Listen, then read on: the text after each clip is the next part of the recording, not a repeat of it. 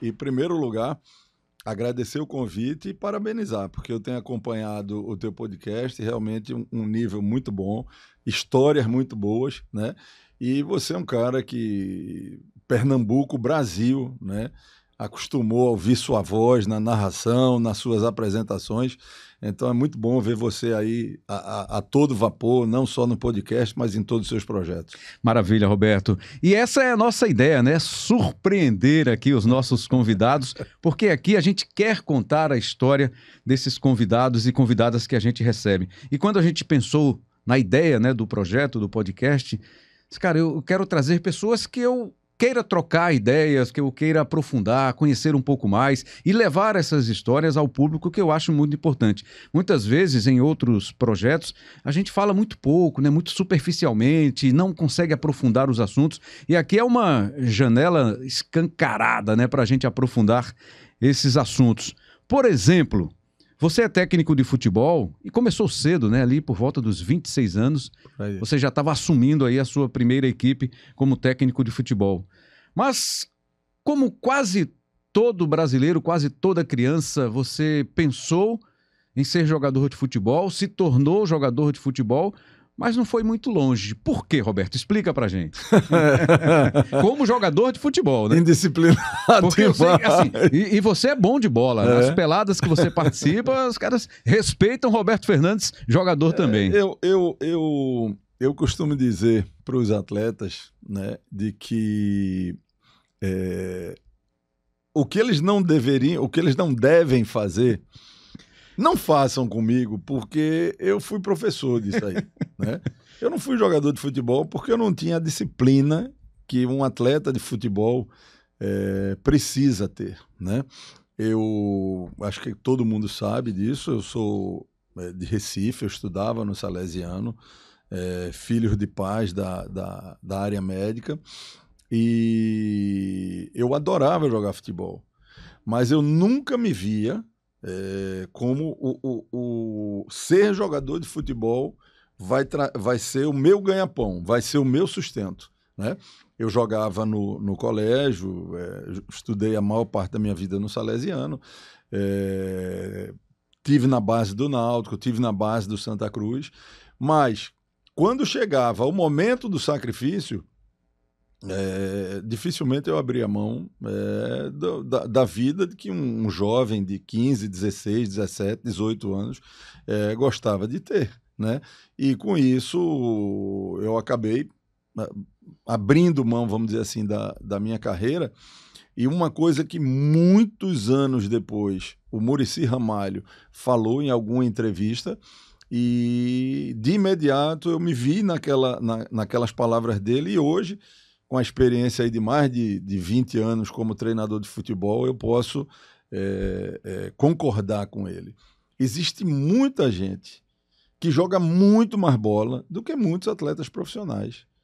Porém, abrir mão, se dedicar como um atleta de futebol precisa na sua vida familiar, na sua vida pessoal, para tocar em frente a sua carreira, muitos preferem continuar como sendo o craque da pelada, o craque do condomínio, e vão fazer outras coisas. Eu vou te dar um exemplo que, para mim, isso aí resume muito, porque todo mundo só vê um lado do futebol. A minha filha mais velha, ela está com 27, 28 anos, certo? Que chama? Roberta. Seguramente metade dos aniversários dela eu não tive presente. Eu nunca consegui, Rembrandt, fazer uma viagem, por exemplo, um cruzeiro, uma viagem para a Europa, como qualquer outra pessoa, programada, né? Estamos aqui, você, sua família, sua esposa, mais um amigo ali, parará, estamos ali 4 casais, vamos programar para no final do ano a gente passar o Réveillon, vamos supor, em Nova York. Nunca! É impossível, né? Nunca! Nessa função. Eu não sei onde eu vou estar, sabe? Então, é uma vida de muito sacrifício. E naquela hora, como atleta de futebol, eu não tive a disciplina e talvez não quis abrir mão das coisas que eram necessárias abrir. tempos depois, já casado, né, e um pouco envolvido no futebol, eu descobri que aquilo era a minha vida.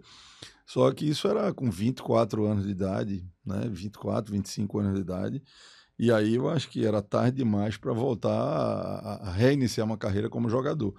Como no colégio, em outras coisas, eu sempre tive muita liderança, sempre fui um cara que procurava entender aquilo que eu precisava falar. Aí eu comecei a estudar futebol, fiz cursos, estágios, enfim. E aí dei o meu primeiro pontapé como treinador de futebol, e aí são 20 e poucos anos como treinador. Até, Rembrandt, metade da minha carreira, seguramente, eu tinha pelo menos 20% do elenco mais velho do que eu. Eu comecei muito cedo, como você falou. Eu com 26 anos, eu acho que eu já estava no futebol profissional. Aos 30, eu já era treinador da Série B, já dirigindo 2 clubes. Com 33 anos de idade, eu cheguei na Série A. E isso era um problema, Roberto? Você comandar uma equipe com uma parte do elenco mais experiente do que você, com jogadores mais velhos do que você? Rembrandt, isso não foi um problema, porque eu tive uma felicidade muito grande, sabe? Muito grande, de quando eu comecei a assumir times de Campeonato Brasileiro. Meu primeiro time no Campeonato Brasileiro foi o Londrina, da Série B. Eu formei uma parceria com um amigo, um irmão, um conselheiro, um cara para toda a vida chamado Luiz Miller. E Luiz Miller trazia com ele tudo aquilo que eu não tinha como treinador. O que é? A bagagem do vestiário. Luiz Miller jogou quase até os 40 anos, jogou mais de 30 clubes na carreira, como atacante de beirada. Chegou a fazer quase 400 gols. Eu acho que Miller fez 380 gols. Se ele foi profissional do futebol como jogador durante 20 anos, que ele teve uma carreira longa, estava uma média, se eu não estiver errado, aí de quase 15 gols por ano. Se ele tivesse jogando hoje, o Luiz Miller estava milionário, né? Mas era uma época que não se ganhava muita grana. E Luiz Miller foi ídolo de muitos clubes, inclusive do Sport, aquele time do Sport que encantava todo mundo, com Leonardo, Juninho Pernambucano, Dário, Parará. O maestro, mais na frente, era o Luiz Miller, né? Então, o Luiz Miller, ele me deu essa experiência, né, para lidar com jogadores mais velhos, para vivenciar o que era a questão de vestiário. Os meus problemas maiores era muito mais minha impulsividade. Eu cheguei muito rápido, com muito pouco tempo de futebol. Por não ter sido jogador de futebol profissional, né, por não viver durante anos a questão de vestiário. Por outro lado, eu tinha outras virtudes. Eu cheguei muito rápido, eu cheguei com 32 para 33 anos na Série A. Mas antes eu já tinha dirigido, sei lá, 6, 7 clubes na Série B, né? Então, me faltava, sem dúvida alguma, experiência. Em alguns momentos faltou orientação. E aí eu acho que, no decorrer da carreira, eu fiz algumas escolhas que não foram ideais, porque os treinadores não, os atletas de futebol que eu trabalhei ao longo da vida, inclusive recentemente, que jogaram só em alto nível, né? Por exemplo, no Retrô você tem um Fernandinho que jogou em altíssimo nível, você tem um Rômulo que jogou Champions League, Sim. Altíssimo nível, você tem Jean, que era lateral direito, pentacampeão brasileiro.